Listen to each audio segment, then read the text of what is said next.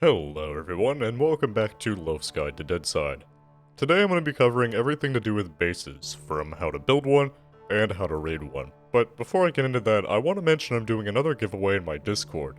This time I will be giving away 3 Deadside Steam keys to anybody who clicks on the reaction in the Discord. And thanks to the Bad Pixel community management team for giving me those keys so I can host these types of giveaways. You guys are the best. So, with that out of the way, let's talk bases. This video will cover pretty much everything about bases, so if you're already experienced with the basics, I've broken down this video into chapters so you can just skip to the part you're interested in. So let's start at the beginning. How do you actually build a base? Now before you actually even consider building one, I would say spend a while building up a decent amount of gear and money in the safe zone before you go and build a base, and I say this for a few reasons. First is that you're going to need this money to buy things in order to construct the base, and second is that now that raiding is in game, you are going to need to have decent gear in order to defend your base. Once you get enough gear and you're running out of storage space, this is when you need to start working on your base. First, you need to collect the tools and materials that you're going to need to construct your base, and the tools you're going to need are an axe, saw, and hammer. You can find these around the map pretty much anywhere, but they're also very cheap at the trader. Next, you're going to need a code lock in order to lock the door on your base, and you can get these a few ways. You can sometimes find them very rarely in hard or epic mission rewards. You can also buy them from the trader for 100k, which is super expensive, or you could just craft them yourself, and I recommend doing that instead. To craft them, you're going to need 2 batteries, not car batteries, the ones that look like D batteries. You're going to need 4 electronic components, 6 spare parts, and 1 electronic repair kit. All of these can be found in industrial areas around the map, and sometimes in military or civilian areas. The electronic repair kit is much more rare though, and the best way to find it is in high-tier military areas. It's also worth mentioning this is more like a tool than a crafting requirement because it's not used whenever you craft something. So you only need to find 1. The last thing you're going to need for your base is sheet metal so you can craft your storage crates. You need 2 pieces of sheet metal per crate, and because you can only have 3 crates total, you're going to need to gather 6 sheets. And finally, the last thing you're going to need is nails, and you can find these everywhere, but they're so cheap at the trader, I'd suggest just buying a ton whenever you need them. So this is the list of stuff you're going to need, and keep in mind that this is just the minimum. Depending on what you want to do or how large you want your base, the list can grow easily. So once you have at least the tools and some nails, you can build your land claim. This is going to be the heart of your base, so you're going to need to access it later if you want to add other people to the base or actually delete your base. So make sure not to place it inside of a tree or a rock, but it shouldn't let you do that in the first place. Once you put your land claim down, the green circle is the area that you can now build your base. Finding a place you can actually put your land claim down though can kind of be difficult. You can only place your claim in areas that are far enough away from roads, points of interest like military bases and stuff, and other people's land claims. You also want to put your claim in an area that has trees for wood because you're going to need that wood to build your base, and an area that is easily defendable, because remember, you might have to defend your base from raiders, and you will always at least get the chance to defend your base, so you should keep that in mind. You're also able to respawn at your base now, so placing a base in an area that you like could be very profitable farming-wise. With all this in mind, it can be hard to find a good spot that you like, but take your time to explore the map and find an area that suits your needs. Also, be careful while walking around the map, you can still get shot during this whole process. So once you have your land claim down, you can begin the building of the actual base. This part is pretty simple. As long as you have enough nails and the tools, you can pretty much build any structure. I'll talk about how you can build a base to be more secure against raiders a bit later in the video, but before I can actually do that, I need to explain to you how raiding works. So, let's say you want to raid someone else's base. How would you go about doing that? Well, first you're going to need an IED, or an improvised explosive device. These are crafted with 4 explosive, a walkie-talkie, and an electronic repair kit. You can find the radios and explosives in all the same places that you can find the electronic repair kits, so a high-tier area like Bunker, Northeast Military Base, and South Barracks all work. You can sometimes find radios on dead military bots, but it's pretty rare. So, once you've gathered enough IEDs, you still need to get something called a raid token. The cool thing about raiding in Deadside is that it's online only. In order for a base to become raidable, you need to get a base token. The only way to get one is to kill somebody who is registered to a base, and take the token off their body. Whenever a token is dropped, the owner gets a message that they dropped a token when they died. From there, the token expires in a set amount of time. The default is 1 hour, so if you don't activate the token within that time, it will despawn. This amount of time will be the same as the raid time, which is also 1 hour by default. This can be changed by admins on community servers, so keep that in mind and find out what the settings are for your server. The spawn rate of these tokens are also adjustable, the default being 10%. On my server, I have it set to 20% because I feel like 10% is just a little bit too low. So let's say you have all your IEDs ready and you have a raid token. From there, you should prepare for the raid. Grab all the gear and your friends that you want to take with you, and I also recommend making some wooden boxes so that you can move loot easier out of the enemy base. Once you're ready, go ahead and activate the tokens. When this happens, the base will be marked on the map somewhere inside of a large red circle with a timer to indicate how long the base is vulnerable for. Keep in mind that at this moment, the entire server is notified of this, and they can see it on the map too. Now personally, I don't really like that. I think the only people that should be able to see the circle are the base owners and the raiders, but at the same time, because the whole server can see it, it could lead to some interesting fights between counter raiders and stuff like that. Because if it was just limited to the two parties, it wouldn't really be possible to know if a raid is going on unless you happen to be within render distance. So while yeah, I do think it should be the two parties, at the same time I can see why it's not. Anyways, that's the way it is now, so be ready for counter raiders while raiding.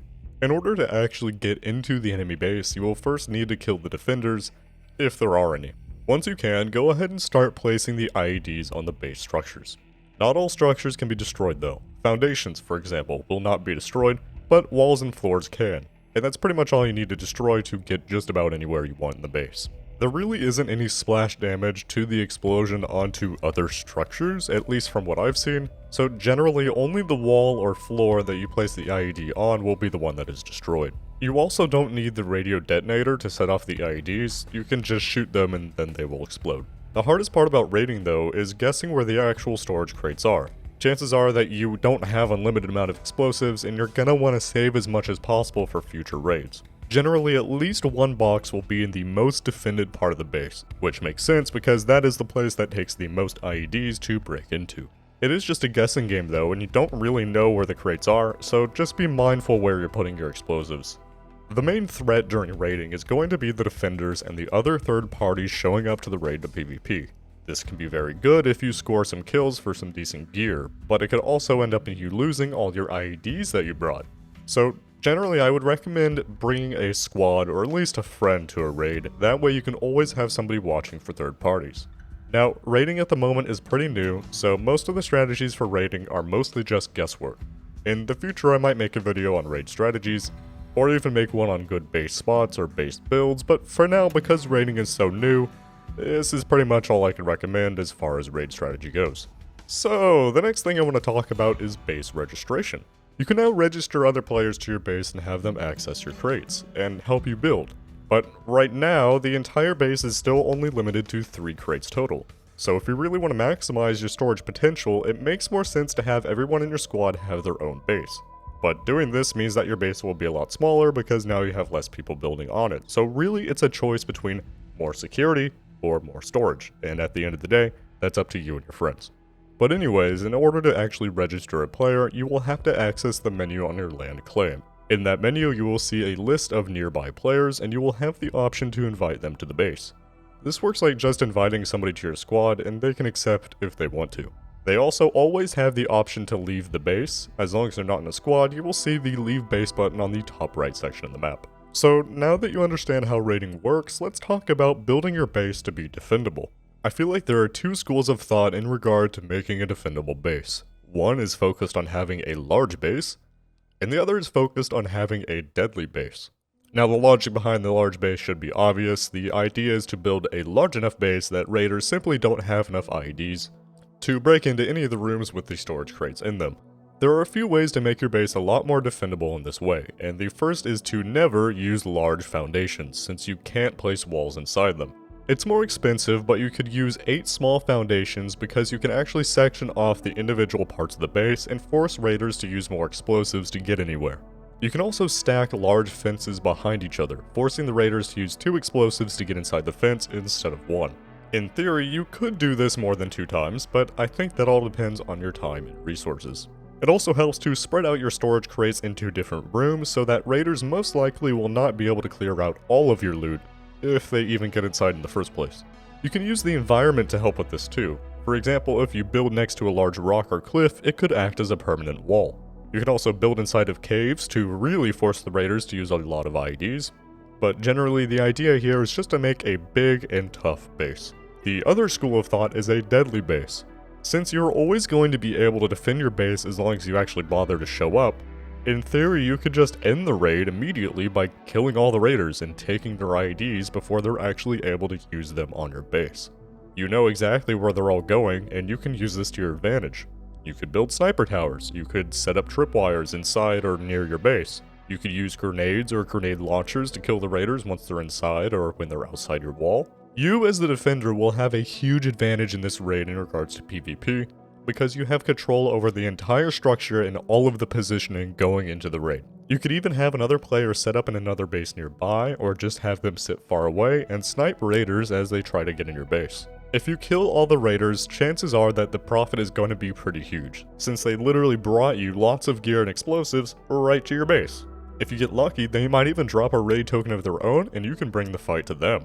The advantage of this type of base is that you don't have to spend nearly as much time hitting a tree to build a super big base. So for players that don't have a huge amount of time to devote to a very large base, this is the school of thought that you should follow. The best bases though are the ones that follow both schools of thought. A large and deadly base can be extremely challenging for raiders because they might not have enough IEDs to get in, and they might not even get close enough to find that out in the first place.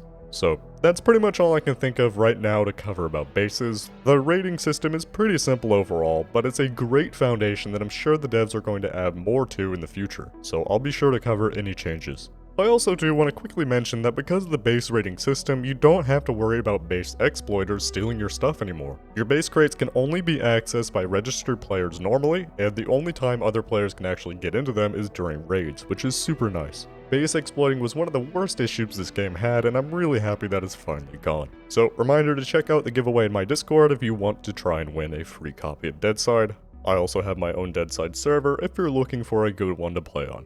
Other than that, that's all I have for now, and I will talk to you guys later. See ya.